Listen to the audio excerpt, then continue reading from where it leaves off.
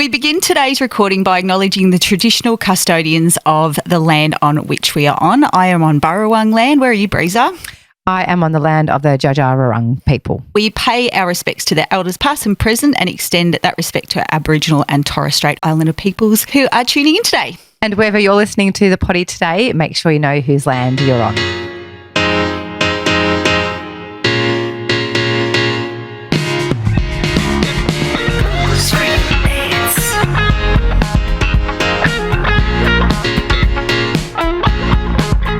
Join us each week for some booze-free banter about life without booze. If you're entertaining cutting back your booze by a day, a week, a month, or for the rest of your life, we would love for you to tune in. Buckle up and come along for a ride that may just change your life. If any of today's conversations have been triggering, please reach out to your local support centre in Australia. That is Lifeline 131114. All right.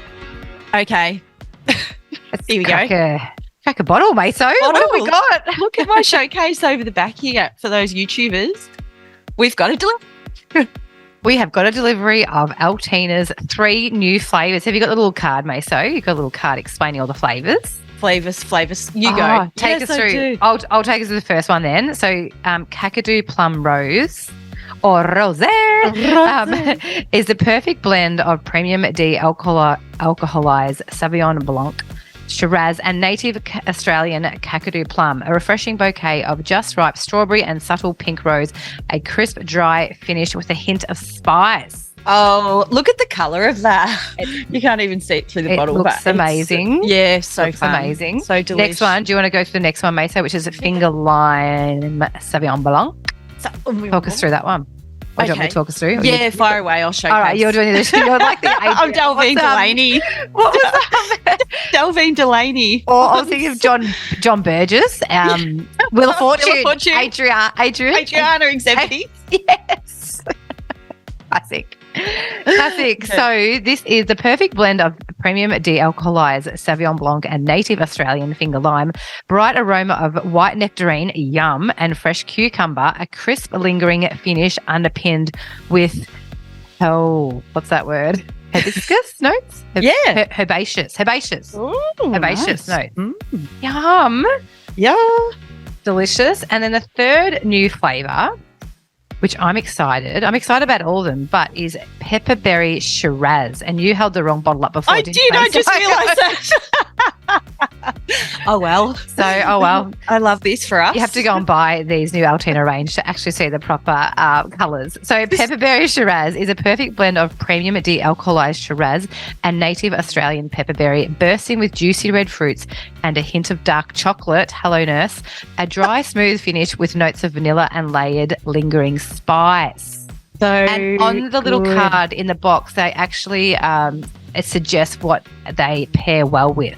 Oh, I haven't cracked them yet, May, so I know you haven't either, because I actually want to make it a thing. A moment. Yeah. Yes. Yeah. Oh, they're stunning. I Stunning. just love everything about Altina. Their packaging, they're gluten-free, they're vegan, no added sugar, they're handcrafted Australia. Love that. All the good bits. And they are offering our listeners a discount, aren't they, Meso? Yes. It's gone to 15%, hasn't it? 15%? Yes, it has. Breaking news. I forgot about that. 15%, Pete, which is so generous. What's the code? BFB 15. Yep. I was thinking the change. BFB 15. And to use that code, go to www.altinadrinks.com. Can I just show you something really cute on this packaging? It says, drink without moderation. Oh, I love that little touch. Just go nuts. Yeah, you can go absolutely barango. Absolutely. Thank you, Altina, and thank you for your ongoing support of our potty. We love you, Altina. Love you, Altina. Meso! Reza! We're twinning today, aren't we? We are. We've got so much gratitude. Actually, Cooper would nearly be rounded up to his 12 You know months. what? It's funny you say that, Meso, because as I put this T-shirt on this morning, I thought of Cooper. I'm like, he will be coming to the end of his 12 months. So he was one of our guests for new listeners on our potty, Cooper Chapman. So he's having a year off the booze. He's 28 and having a spell. Yes. And I reckon he rounds it up in June. I have a feeling it's June, Meso, because I know Fisher is playing in like Malta. Yeah, Malta. And I think Coop's going to that. And he's like, oh, it coincides with 12 months of my 12 months. Really ripped the lid off it. Well, Cooper, here's one for you. This is his merch. He's got amazing merch over there. So little plug Yeah, for and new merch too. New merch. The Good Human Factory. So get amongst it. And great app with Coop too. Great app with Coop. Coop dog. Yes, go Coop dog. I want to start off today by giving our couple of listeners a shout out today, Meso. Do it. Shout on out. So the first couple, I've been meaning to give these girls a shout out for so long. So it's Christy and Fee. You both know who you are. They're friends. And Christy actually I work in the same office as Christy. And yeah, she'll often just, pop her head up over a computer and go, oh, listen to the app this week. And she'll come over and we'll sort of nut it out. And yeah, it's just a really nice, lovely surprise. I love it. I love it. Love that. Yeah, or she'll be like, oh, Breezer, I binged, 4 of your potties on the weekend to catch up. So yeah, and same with her friend Fee. I don't bump into Fee that often, but when I do, she will always have something nice to say at the potty, which is so nice.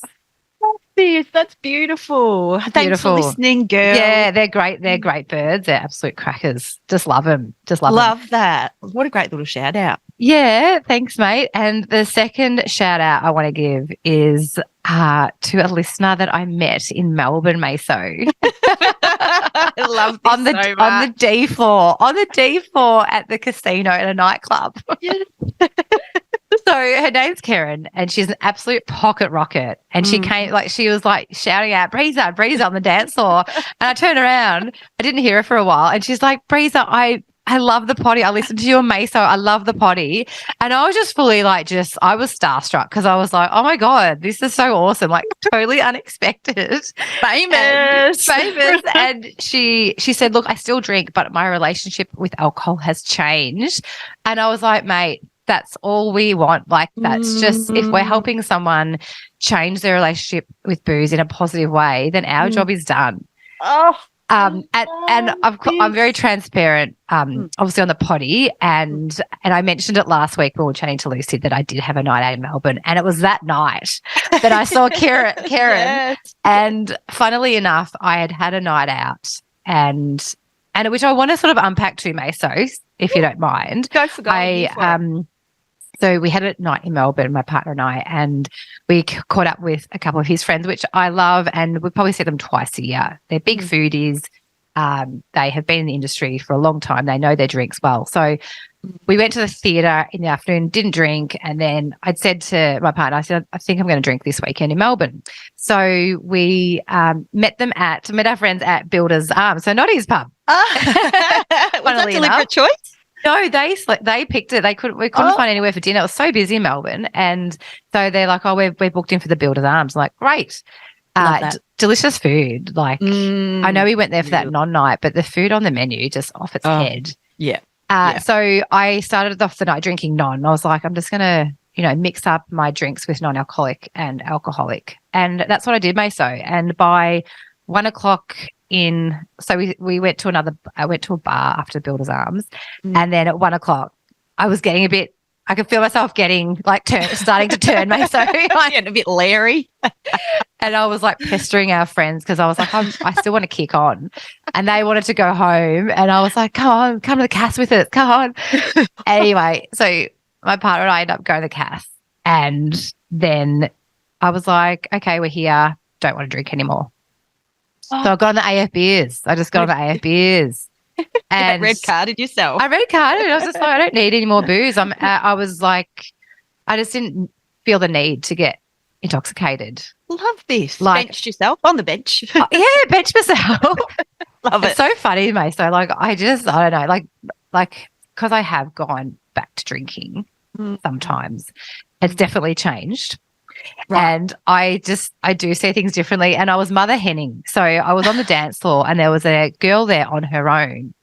Oh. And I was like, are you okay? There was sort of guys hanging around. I'm like, are you, she was pissed. Right. And I'm like, are you okay? She's like, yeah. I'm like, okay. I just kept my eye on her, like a young girl on her own. Yeah. And then behind us, there was an older lady, a more mature age lady. I'm going to say she was in her 50s. Yeah. And there was I don't know.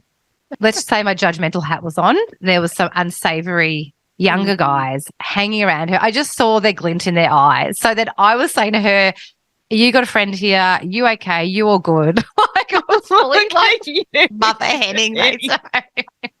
Crowd controlling. I love this. I don't know what's got into me. Oh, love so it. normally I'd be like, good on you, love. Go and get a root. Yeah. And you know what? Maybe that's all she wanted, and good on her.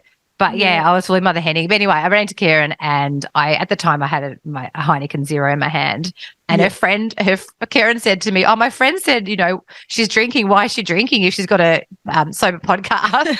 And I was like, "Yeah, I have been drinking tonight, but I'm now back on the non-alcoholic beer." So, Karen, thank you so much for shouting out my name, and she just really pumped my tires up. It was so nice. It was so nice. You were spotted, Breeza. That's so famous. She full fangirled. I love that. And do you know what? She was actually at Reminisce when I was there as well, so it could have been a double banger. What was that? She what? She was at Reminisce when I was there as well. Reminisce? The festival the house party festival that I went to as well. With Sneaky Sound System and John Core. Did you meet her? No. She messaged to say that. Oh, when you messaged her. Yeah. How good. Love that. How So good. thank you so much. Can't wait to meet you in real life too, but I love that. You were famous. No, it's not me, Meso. It's us. And we're not famous. We're just little moment. It was a little moment, and it just made me feel really proud of what we're doing. And Noddy often says to us, "You girls are providing a service." And it was just nice to have that feedback, I suppose, because we don't see our listeners, do we? Like, we don't see them. We don't know what goes. We have this little moment with us, then we shoot it off to Eric, and then we send it out to the world. We send our baby off into the world and hope for the best. And we don't know what happens from there. That's and when we just get that little hit back, it's like, that makes it all worthwhile, because we do go deep down and vulnerable and shameful, and it's like we do, mate. Every opportunity to get cancelled here, but it's really lovely to get that feedback, to know that we're just making a little difference. And I love so much that she's changed her relationship with alcohol, Breeza, like you have. She's educated, because I think, as we've said so many times on the pod, there's this, you've either got to be full-blown sober or not. Yeah. But all we're talking about is changing your relationship with alcohol, and that's okay. And whatever that is, and because people put so much pressure on themselves to go full-blown sobriety, and if they don't get it right the first time, they feel like they've failed. Correct. So they just give up and throw it in the air. It's very, very hard to give booze a flick. Like we say, if sobriety is easy, everyone will be doing it. So if you can change your relationship with it, kudos. That's all we want. And if it does mean going full-blown sobriety, good for you. That's awesome. But if you can moderate, that's great. Whatever it looks like. Do what feels best for you. Yeah. What makes you proud. Correct. And as we remind everyone as well, because Breeza has gone back to a little bit of moderation, and I did many a times dip my toe in over the years, so I get exactly where you're at. Stay in your lane. Keep reminding yourself what your why is. Don't pin your sobriety on Breeza's or mine. Be really clear about what your why is. Always come back to why and play the tape forward. If you're entertaining having a drink, is it going to be worth it? What's it look like? Educate. All those things. Anyway, that's my sermon, but it's just important to remind you that, because I've done it too, Breeza, when you've spoken about drinking, of course it plants a little seed in my head. I'm so staunch in my sobriety now, and I've dipped my toe back in many a times, and I know what that looks like. So but of course naturally your brain goes, oh, if Breeza's doing it, maybe I could. You know what I mean? So and that's why I was so like when I obviously told you, I was worried. I was like, oh, just because I've had a night back on it, I don't, like, I'm worried about how you would then be, but you're like totally sticking in your lane. This is how I'm rolling. Well, only because I've had that 10 years of playing around with it. I think if you and I both started in sobriety, and we were both at the same sort of level or experience, or I don't know, but whatever, how do I frame like that? If we were doing it together as a thing for the first time. Let's be sober. Yeah. And then I fell off the bandwagon, you'd be like, oh, okay, well, you've done it. I'll have a crack as well. Yeah, we would have blown it up. We would have been boozy bands. Totally. So you're holding us up still, mate. So. No, but it's good to have these conversations. Like 100%. And like when Lucy asked me last week, why did you drink? Yeah. And it made me think about it, and it made me think at the time when I had made the decision, I was like, I just want a night out in Melbourne, nothing more, nothing less. Yeah. And I did want to taste, like I had martini, like a dirty martini, and I was like, just wanted that experience. Yes, yes. And it was funny how I sort of catch myself now as well. Like I'm really catching myself, and that's why I went back onto the AF beers when we got to the casino. I'm like, don't want to take this any further. 100%. And I love that. You're educated, you've got the AF drinks, and you play the tape forward. Whereas for me, when I started drinking, like one of the last times, I didn't have the education. There was no AF drinks, and I didn't know about playing the tape forward. I was making deals with myself going, oh, you know, I won't drink all the bullshit deals we make, you know, I'll only drink wine, or I'll only drink on a Wednesday, or I'll only have 2 glasses. That just is a slippery slope and just gets out of hand like that. So you've got those tools in your tool belt now. So I think that's imperative. I do, but I'm still very aware that it could be a slippery slope. I have no doubt you'll have a blowout. Sorry. I think it's the fact I say that with love. I say that with love. But I think it's the fact that there is just at every social interaction, there's a choice, drink or not drink. Yeah. Yeah. And I don't want to get into a habit of then going like, I'll just drink to this one and not this one. Yeah. Like I just want it to be, okay, I'm decided that I'm going to drink at this event, and then nothing else. There's no other decision to be made in between. I don't know. Judge away, listeners. Judge away. Judge away. What about I've already penciled you in for a blowout? I'm sorry. Oh, it may so sad. Look, I think, just the tools that we have. You just, I just still view booze differently, and I still, you know, lean on Instagram and the sober community on there just to check in and, you know, see the sober content and the education and all that sort of stuff as well. Yeah, it's good. It's a very different world than what it was when I started to, dip my toe back in. So the tools are there. I think you're doing amazing. And I think so many of our listeners will relate and be able to go, oh, yeah, okay, yeah. Just brings a different lens in we're just doing things differently around here. That's how we roll. What about you, mate? So I've had like all the airtime. Yeah, air away. So after our last episode where it was very wah. Yes, very wah. We were super wah, which was good. I just feel so differently from what I did then to what I do now. And that's, oh, wow, what changed?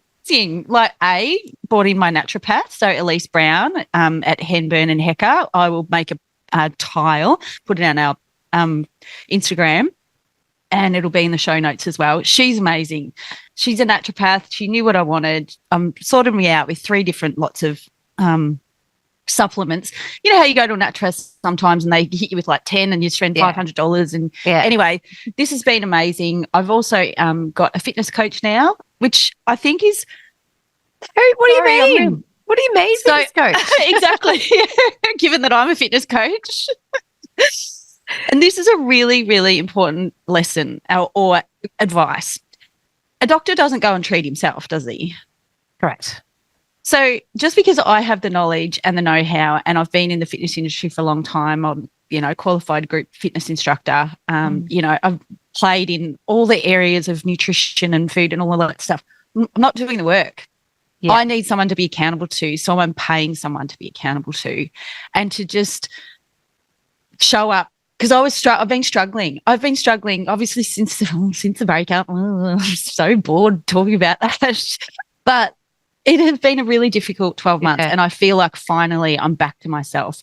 Like in that episode, I did talk about, and this is what the naturopath we sort of diagnosed, that I've had premenstrual dysphoric disorder, which is PMT on steroids, where you go into the deepest, darkest thoughts. And skip ahead if you want to, folks. I'm so sorry, but there was thoughts of suicidal ideation in there, which I've never had before. That's where your mind goes to. And I had so much shame with that as well. Like, I can't believe I was thinking those thoughts, but that was part of the premenstrual dysphoric disorder. But anyway, because I've been going through all this stress, looking after dad and all these things, I didn't have this nourishment and support for my neurotransmitter system and my reproductive organs as well. My cortisol was completely depleted and I was just getting by. It was crazy. So it's amazing bringing in that support from naturopath, having, nutrition. You just need that help and you just reach out for that support. And I finally feel like I'm back. I feel like I'm back in control of my life. And particularly we've spoken about when you remove alcohol and you're looking for those dopamine hits, I was looking for them in chocolate. I was eating so much chips and chocolate and just sitting here like a, sad little slob feeling sorry for myself, Yeah. Because that's all but now I've taken control of myself and cooking really nice meals that are nourishing and full of protein and, it's really beautiful and I'm really happy. So I'm back. She's back, baby. She's back. She's back. And I love that.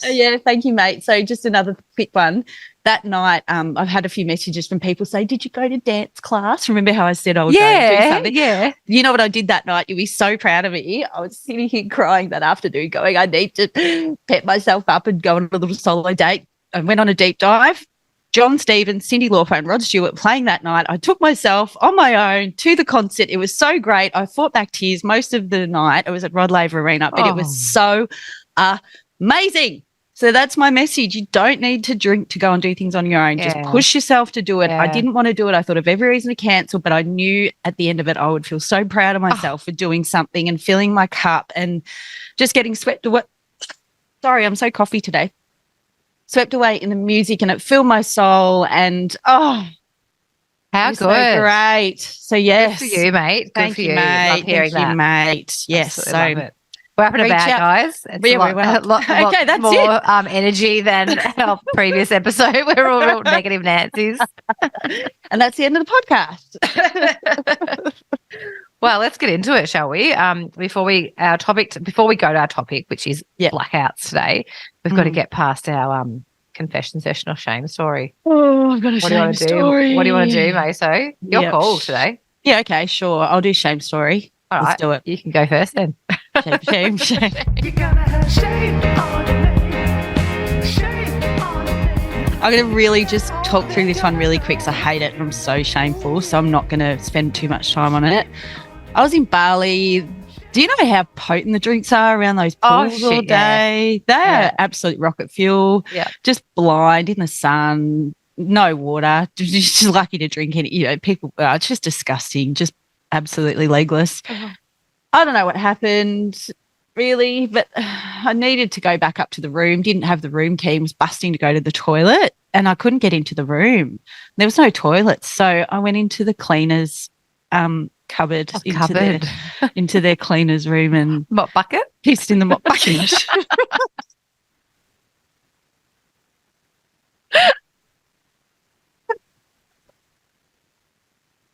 Mate. Well, I mean, it's a good option. Well, I didn't piss on the floor. Yeah. Didn't piss on the plants or anything. Didn't make a mess. What if they mopped it? What if they mopped the floor with urine the next day? Oh, mate. You've got a bit of a tendency to be busting at the inappropriate time. Yeah. Oh, heck. Oh, wow. Sorry, Bali. Sorry, Bali. Sorry. Oh, thanks for sharing that one. Mine was actually, this came about because last Friday night I had just a really wholesome night. I was home alone. The kids were at their dad's. So I left work, went and got my nails done because I had an event on the Saturday. So I went and got my nails done.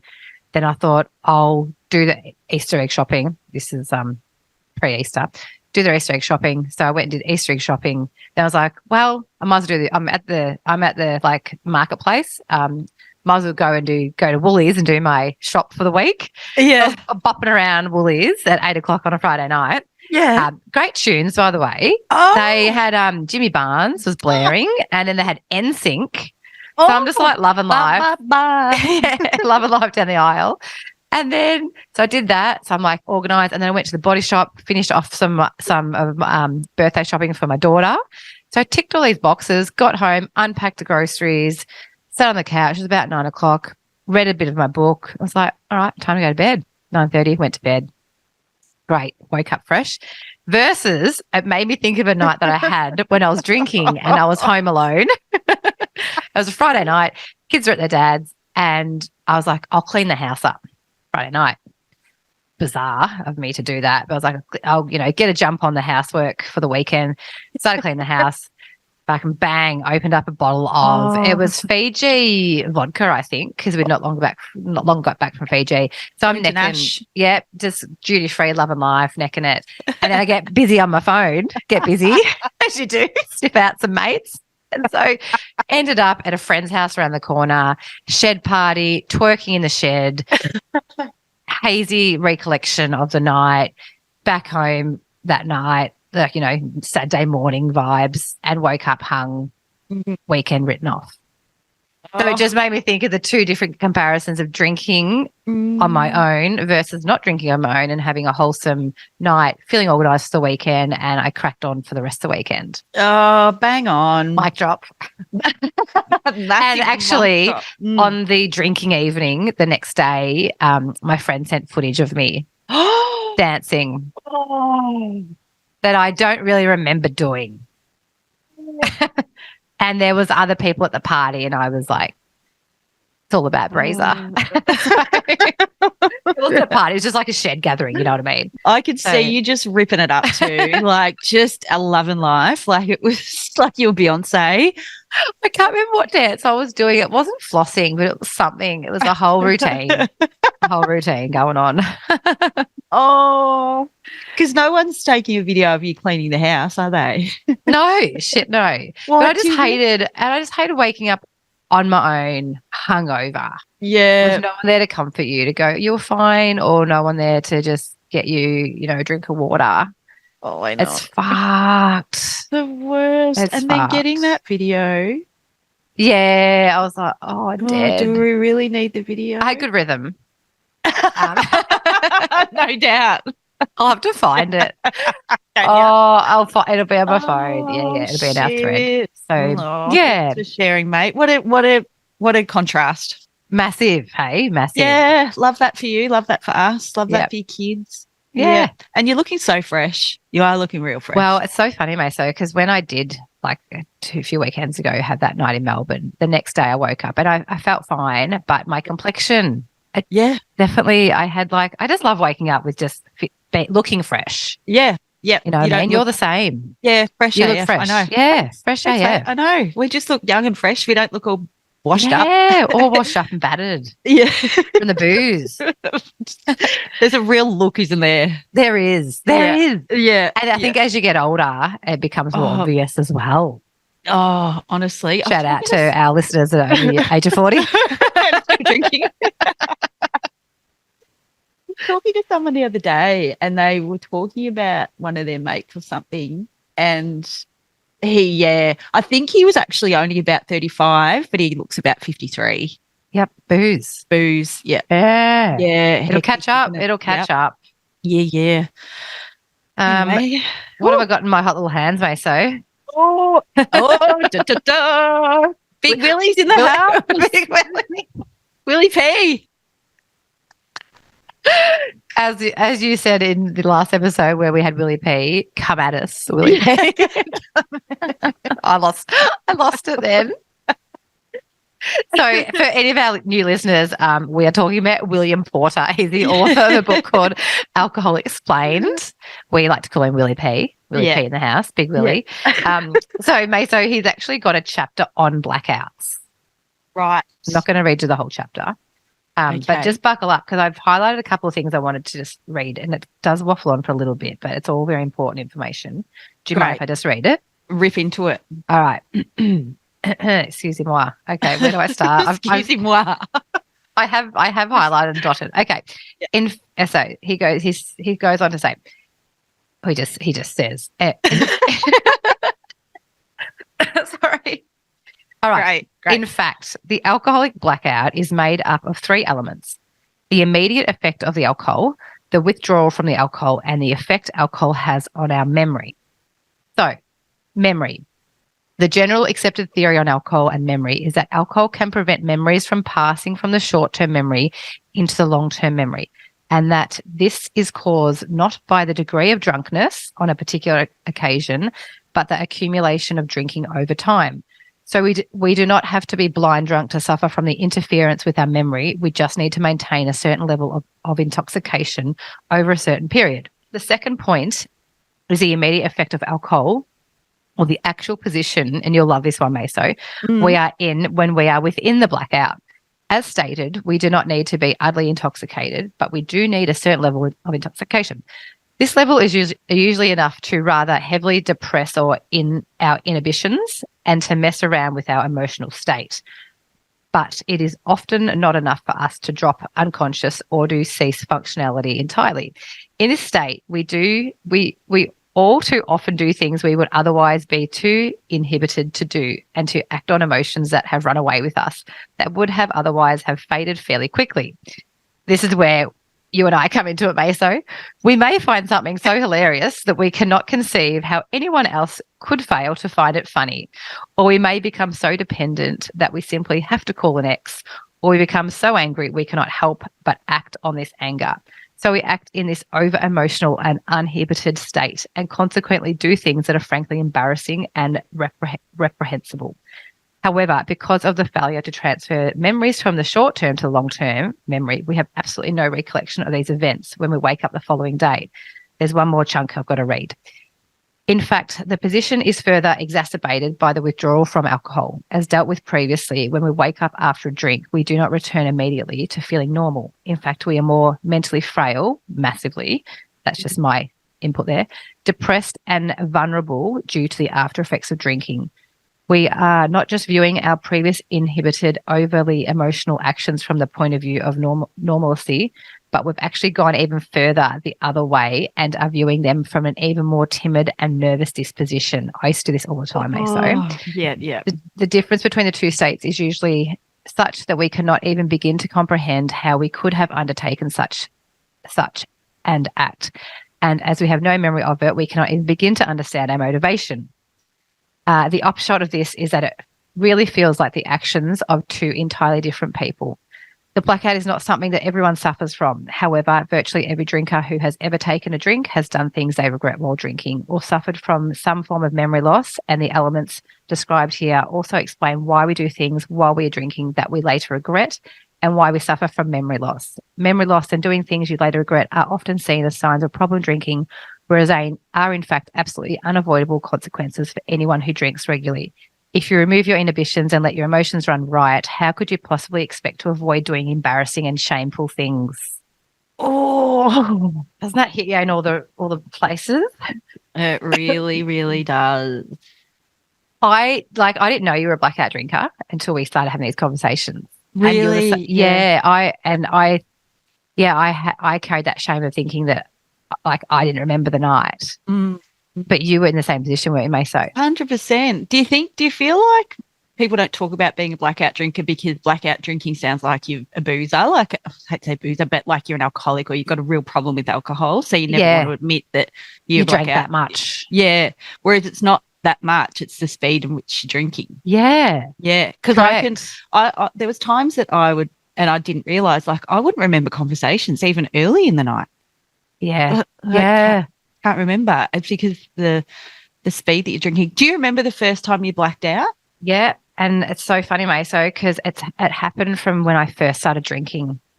Like I can remember one of the early memories of my drinking. I was in, I think it was year 9 or 10. I feel like it was year 9. I was at a house party, and I blacked out.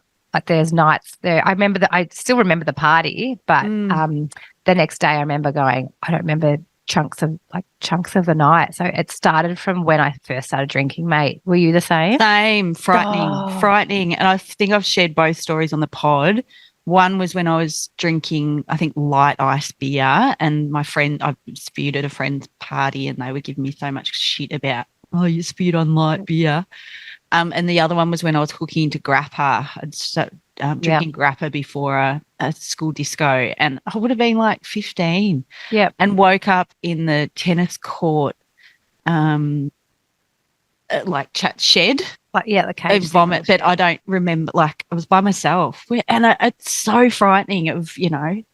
I It wonder. is frightening at It such is. a young age, and that continued to happen our whole lives. Yeah. And so Like we even probably, before we started the potty, I've got a story about that too. Like the last time, which is so shameful. I'll share that another time. But ridiculous. yeah. And We maybe just- I wonder if that seed was planted for us when we first started drinking, that we thought that was the norm. Yeah, maybe. And that's why drinking was, reckless drinking, because that's how it started. Yeah. Would you rather know what you did or have a blackout and not know what you did? Oh, definitely know what I did, mate. Yeah. Definitely Oh. know. Oh, I don't know. I don't know. Oh, so I don't know.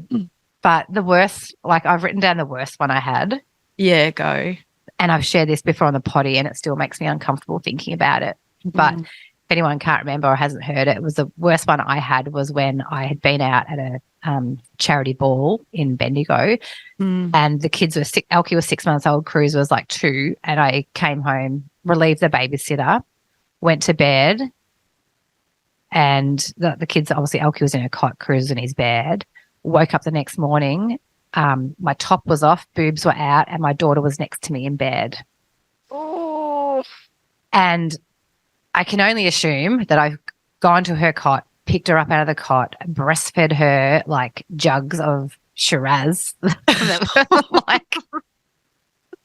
breastfed her in bed, which was, I'd often, just breastfeed her in bed, obviously sober.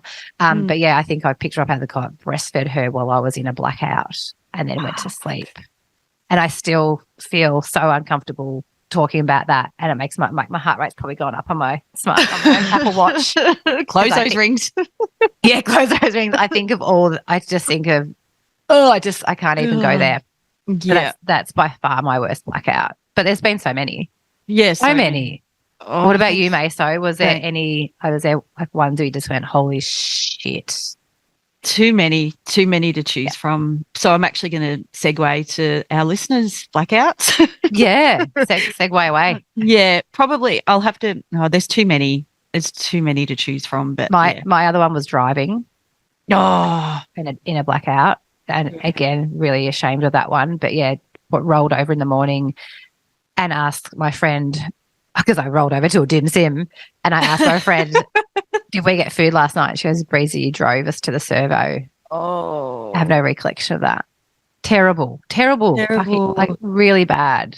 Yeah, Again, really dangerous. Yeah. Not to myself and my friend, but to everyone on the road. Yeah. Hard relate. And I've woken up in my vomit a fair few times, which is that's probably pretty shameful.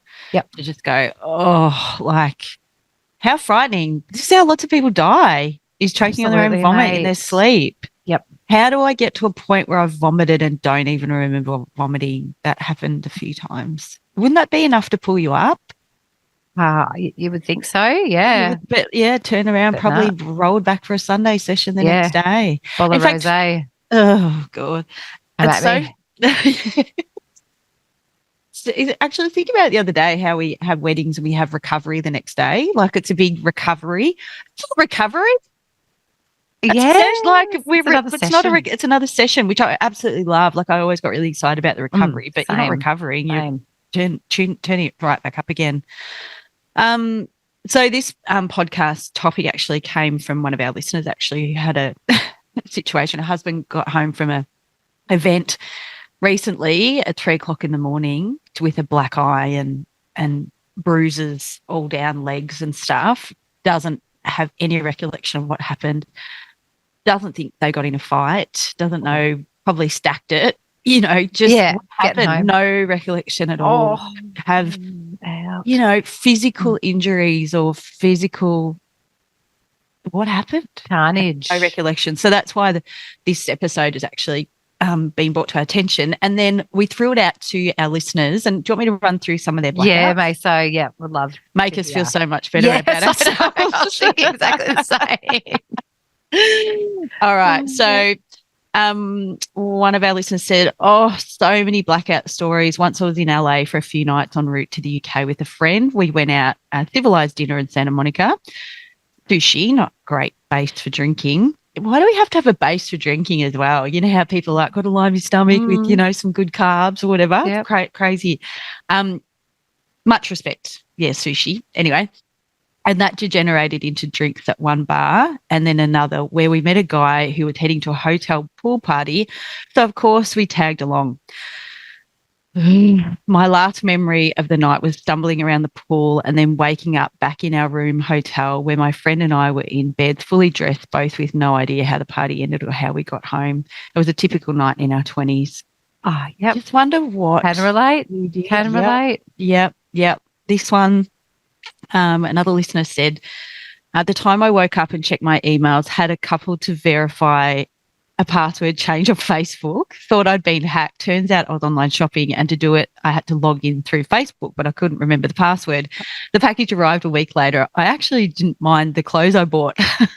So shopping in a blackout? Shopping in a blackout. Online shopping.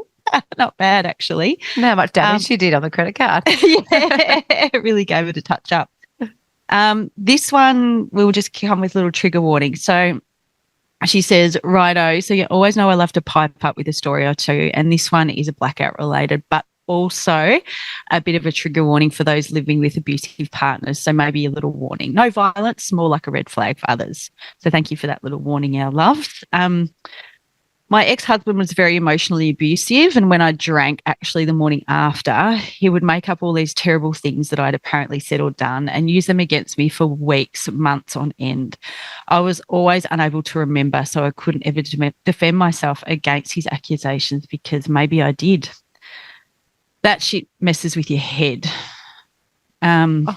I've since covered a lot of ground with people that that were included in his stories, and no, I was never as horrible as he made me out to be.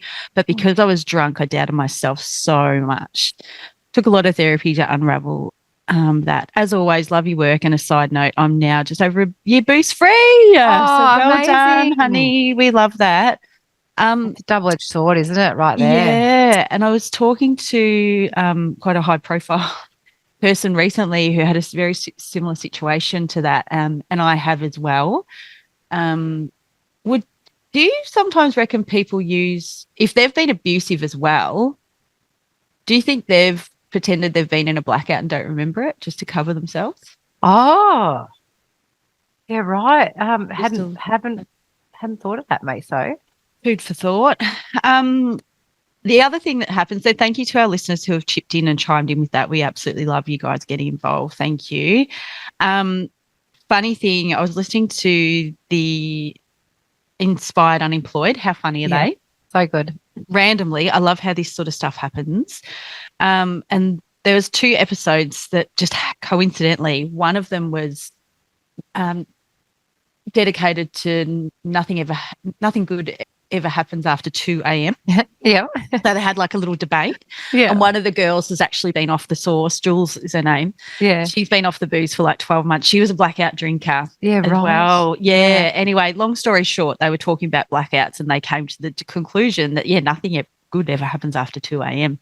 Great episode to tune into. The other one, they had Jack's dad, Colin, come on. Oh, yeah. And he was talking about how when the America's Cup was on, they all went over to Perth for a big party there in Fremantle. They'd had no phones. This is in 1986. Yeah.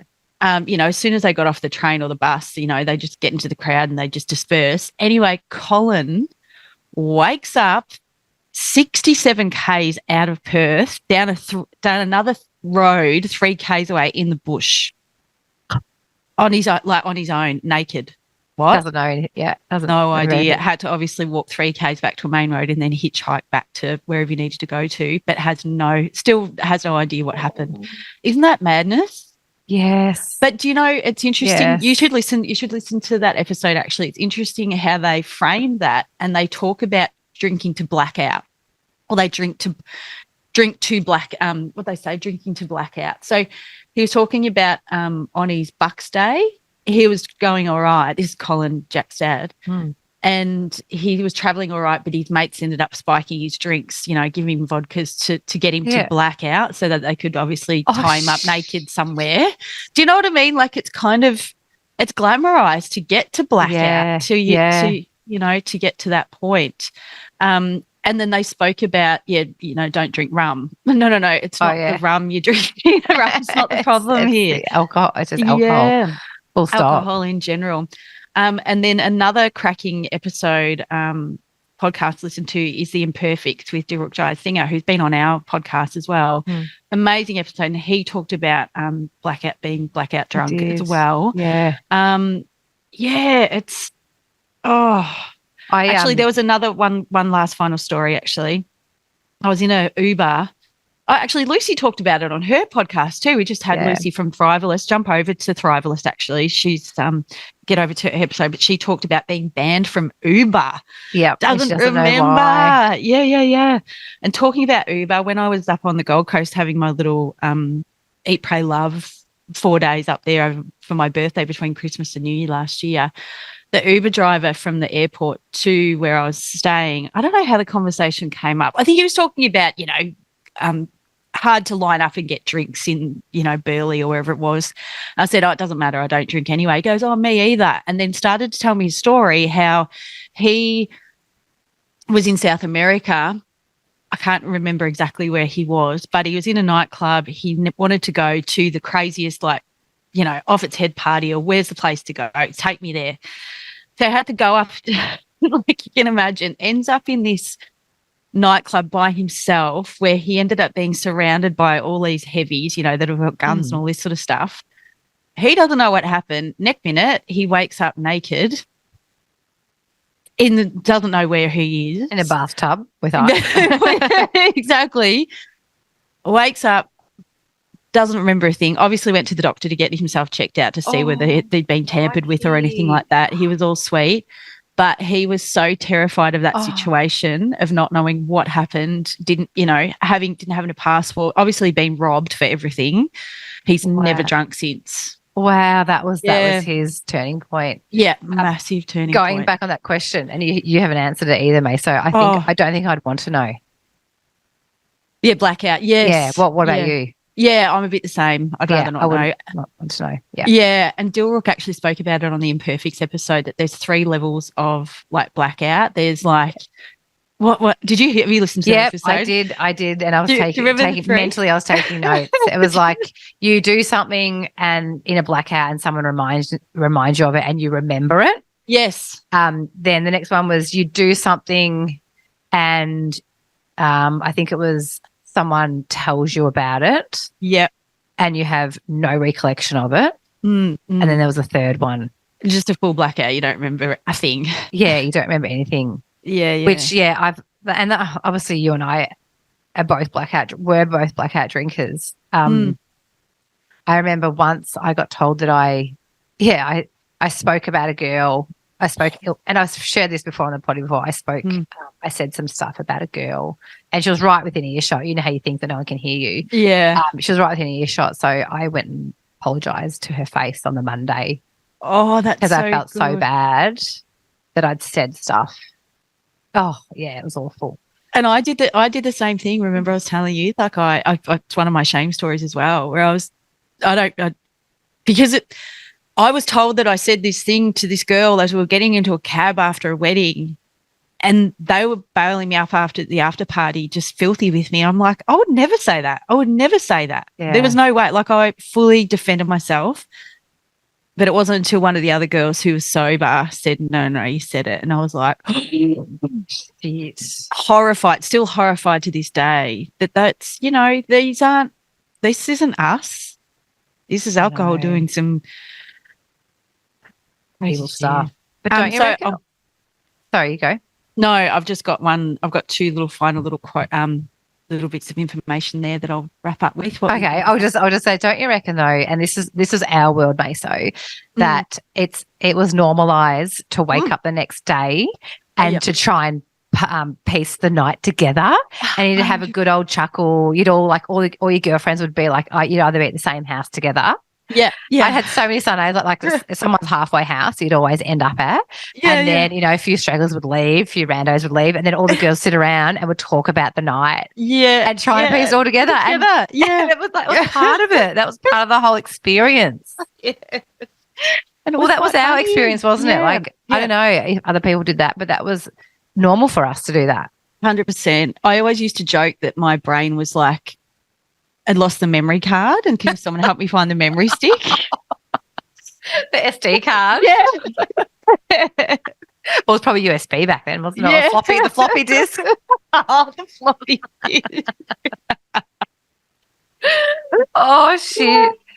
Isn't it just we normalize it, and it's not funny. Like, it's ridiculous, it's stupid, Yeah. it's dangerous, and I'm sure there's some really awful things that have happened in Blackout. Absolutely. Fortunately, I mean, Absolutely. we've touched the surface, touched the sides of it, and We've nothing, danced with the devil. Yeah, that's what I'm. Thank you. Yeah. Yeah.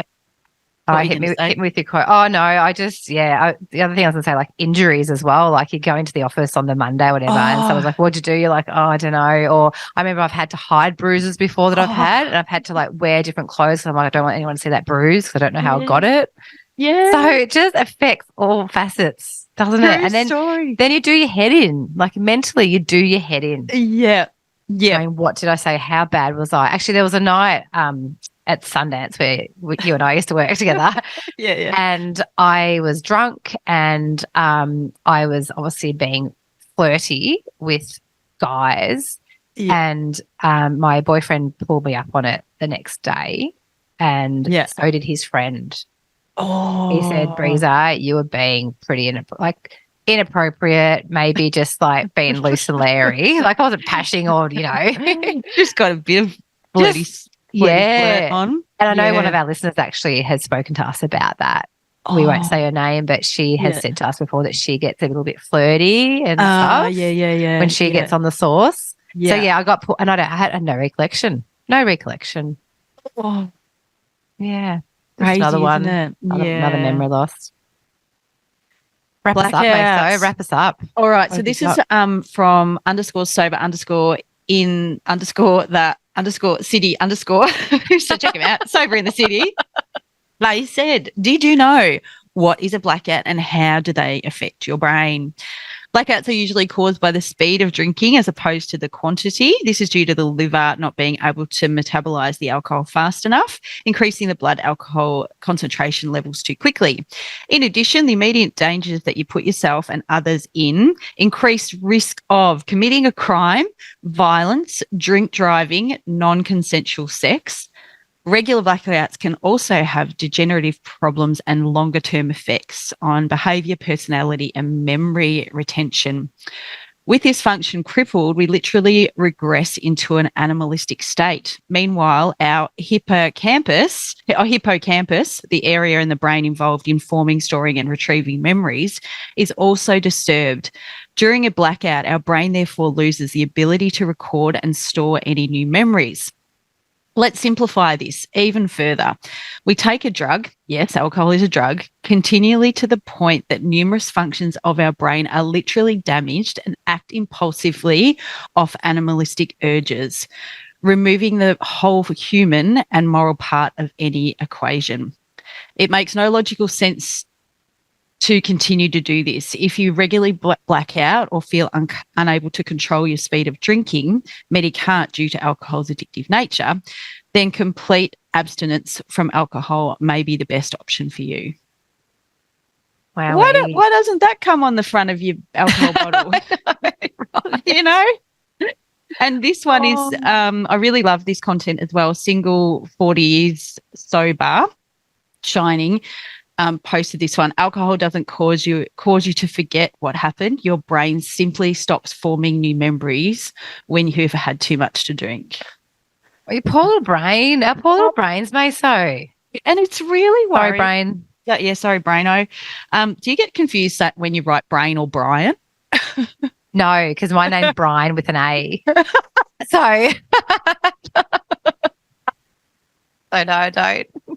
Been writing my name along many years. So just think of me, Meso. If you ever need to write Brain or Brian, think of me. I was not expecting that. Brian with an A, everyone, in case you need to spell my name. Got you off guard there, didn't I, Meso? Really? Yeah. It's a good one. Got me. Oh, it's a true thing, though. I'll take that. Anyway. So What do we think? Not good. Got news. It's not good news for our brains, is it? No, and I think I never want to ever be a blackout drinker ever again. Full stop. Ever. I don't want to forget my life. No, you've just actually cut out half your life. And I think moving into this, my dad's got Parkinson's.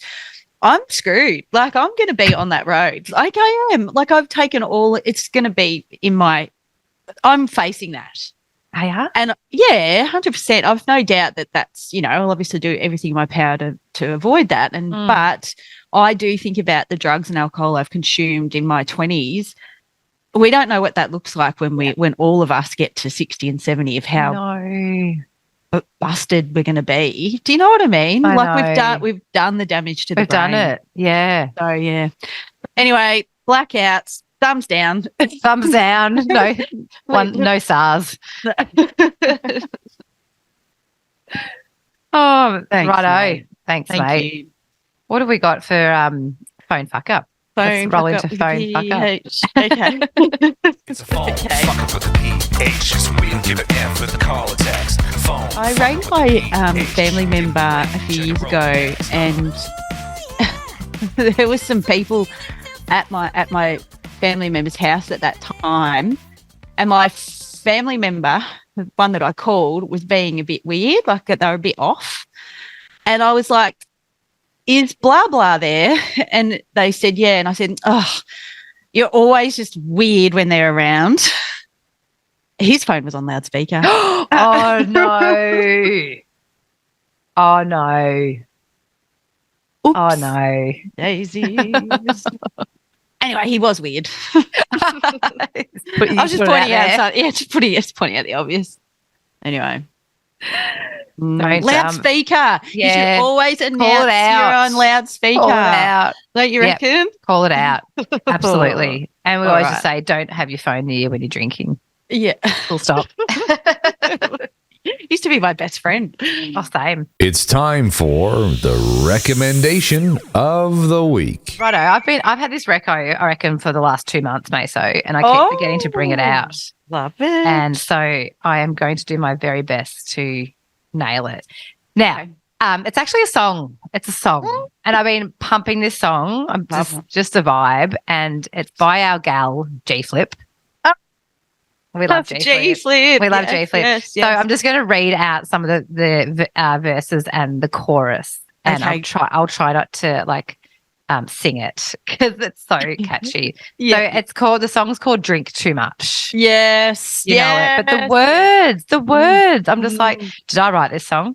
So I'll skip the first verse because that's a bit whatevs. So she goes on to sing.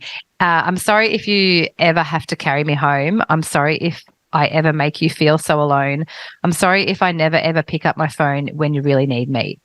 I'm so tempted to start singing it. I'm singing it. I just want to get into trouble. I want to be out to lunch. My last girl, she dumped me because I would drink too much. I'm feeling low. You'd never know. Getting in trouble because I would drink too much. I'm chasing highs in strangers' eyes, getting in trouble because I would drink too much. Doesn't have to be this way. Would you ride with me, fly with me? No, because no one wants to stay with me. No one wants to play with me, so I'll go. 2 shots through the door. Say it again. If you want to make it work, better go and dish my dirt. I just want to get into trouble. I want to go have a lunch. This girl, she dumped me. It's a great tune, but the words. Yes. I got goosebumps. The one that gets me, I'm chasing highs in strangers' eyes. Oh, my God. Oh! Yeah. It's a banger. We saw G-Flip. It's a banger. We did see G-Flip. Yeah, she's How hot is she? Yeah, so hot. Cracking, great lyrics. Yes, get around that. So, search up on Spotify, peeps, and tune in after this potty. Love that. Love that reco, Breezer. Thanks. It's going to be everyone's new little anthem. Yes. For April. Get around G-Flip. She's with Chriselle. Chriselle. Selling Sunsets. Yeah, big dog. 2 hot birds. Do you know one thing that's been really prominent throughout this conversation today is dancing? You wouldn't have noticed how much there's little conversations about dancing throughout today. And I realised it when I was at I don't know when I thought about it, where we were. It was at some festival or something I've been to, and I thought, when we're kids, we dance. We don't care, do we? No. Why is it that as we become adults, we think we need to be drunk to dance? Yeah, why is that? I don't know. And I think I can't remember where it might have been at Elton John or something where I was up and about of people dancing. And I dance sober, Yeah, so do you're you. Yeah. I don't. I'm right up and about. But at the John Stevens, Cyndi Lauper, and Rod Stewart concert, I was by myself, and there was a lady next to me, and one of the hardest things I find, not hardest thing, but it's the one thing I do miss is turning around to someone and going, "Oh my God, how good is this?" You don't have your person Yeah. there. Yeah, I hear So you. you kind of just bang it onto a rando. Mm. So the lady next to me after Cyndi Lauper's set, I was like, "Oh my God, how good was that?" She goes, "I enjoyed that way more than I thought." And I was like, "Oh, cute." Anyway, Rod Stewart was up. I think it was, or no, it was Girls Just Want to Have Fun, actually, Cyndi Lauper's song. Oh, And then yeah, also banger. later on, with Rod Stewart, I think it was If You Want My Body Oh, yeah, and You Think I'm of Sexy. sexy. That was on. So Love. both songs, I'm on my feet. Like I'm Oh, yeah. up. I don't care if you're behind me. Sorry. Actually, sorry, not sorry. Get up. Get on your feet. We've got to dance. Anyway, this lady was beside me, and I said to her, do you want to hop up? And she goes, "Oh no, look, I'm worried about the people behind me." I said, "It's your concert." She leapt to her feet. She was up and about. She was just rocking, and it's just so. Oh. It is your concert. Like, you can't worry about anybody else, and you've got to move the body, and dancing is so good for you. And so I'll finish on this quote. It was actually from the Inspired Unemployed. "Opportunity only dances with those on the dance floor." Oh, I drop got that tattooed on me. That's brilliant. We need to get T-shirts. Yeah. Say it again. Say it again. Say it again. Opportunity only dances with those on the dance floor. I love that. And that's a whole life. I was going to say, it's not purely. It's not the dance floor. It's like literally on the dance floor. But it's true. Like, you've got to be in it to win it. You've got to get amongst it. Isn't it a ripper? Was this bird riding solo? Or is she? No, she was with a crew. Yeah, but get up. Yeah, I was like, get up. Yeah. So it was cute, and it was really cute actually. At the end of that concert, everyone's sort of peeling off, and I did too. But then I actually cut back in and sat back down just for a minute while I could, I don't know, post something on social media, whatever I was doing, have a little moment. Probably wrote my gratitude list. I don't know. But as she left, I didn't know. She tapped me on the shoulder to say goodbye. Oh, I love that. I made a little friend, so she went out of her way to say goodbye. It was so nice. How good's that? Yeah, it was beautiful. How so good. I made a little difference in her day, and she made a little difference in mine. And hopefully next concert she'll get up and go, "Yeah, it's my concert too." And it's so, when you get up out of your seat, like I struggle to just sit still. I've got a knee tapping. I've got a hand on knee tap, like clapping. Got spoons out. Yeah, Jen. So anyway, so there we go. So we've tied it back into the dancing. That's brilliant. You do not need to be drunk to dance. Yeah, just you're a kid once. Go nuts. And if you stop and think about it, next time you have an opportunity to dance on the dance floor and you go, "Oh, I can't, like I'm not drunk enough," peel it back and go, "Why? Why can't I dance? What is stopping me from dancing?" Really step back and go, "Why?" Because I'm worried about what people think, or I'm not drunk, or.